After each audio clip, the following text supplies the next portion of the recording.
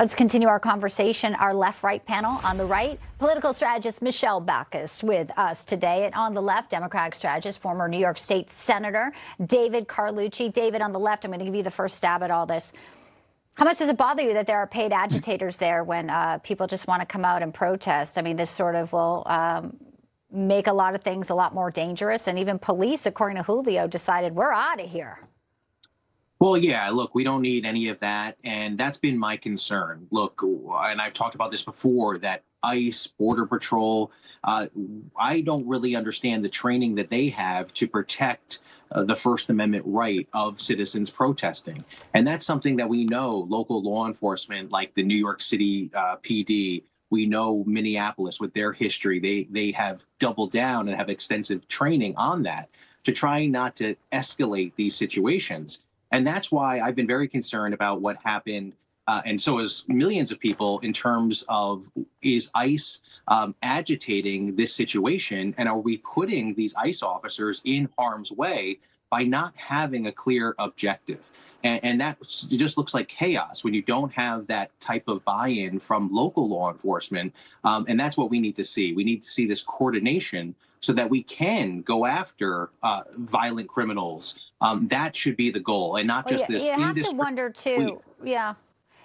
You have to wonder, too, though, if the police, you know, in some of these sanctuary states even want to assist with ISA. We saw the chief in Portland literally crying at the podium over Tren de Aragua victims that were involved think about in it. ICE I mean, for shooting as well. I want to give Michelle a chance to step in on some of the things that you've said, David.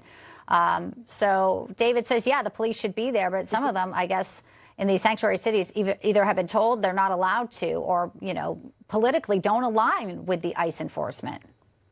Yeah, and we've definitely seen that. If you even look at Nick Shirley's videos, Nick Sorter, another friend who's been on the ground there, they're blatantly saying that they're not getting the support that they need with police officers. In fact, if you look back to Nick Shirley's viral video, which started all of this, they called police on him.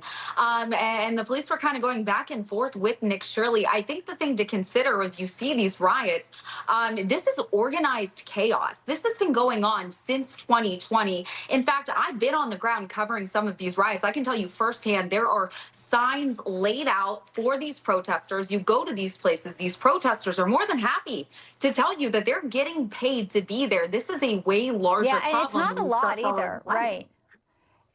It's not even a lot of money. They'll come out for $20 an hour, and you're dealing with like tech billionaire Neville Singham, who's now on the radar of the government as well. We're going to have more on that, potentially ties to the CCP. I do want to get to our second topic, though, because everyone's into fitness. It's January 1, new year, new you. David, New York Times is sharing Governor Gavin Newsom's fruit-only breakfast. He wants everyone to know he's powered by smoothies.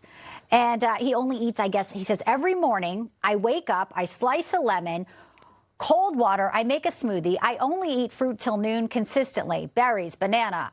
And I use bands, not weights. I haven't touched a weight in years. Maybe that's why he's so flexible and can cross his legs like this. What do you think, David? Hey, you got to give him credit. I mean, sometimes when people try to tell you they're doing that diet or that exercise, it's hard to believe.